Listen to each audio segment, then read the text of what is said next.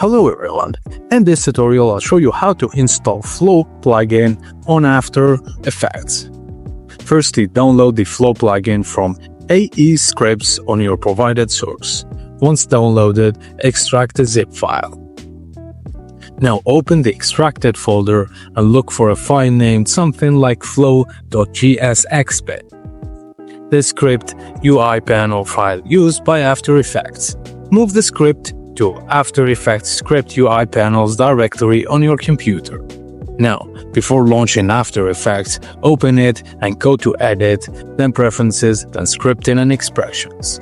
Enable Allow Scripts to write files and access network. Then restart After Effects if needed. Now go to the Window menu and scroll down to find Flow listed under the Unstyled UI panels. Click on it to open the Flow interface dockable inside After Effects. If this is a paid version, you'll be prompted to enter your license key. You can get this key from AE Scripts account or confirmation email. And that's it, guys. Thank you for watching, and please don't forget to like and subscribe for more.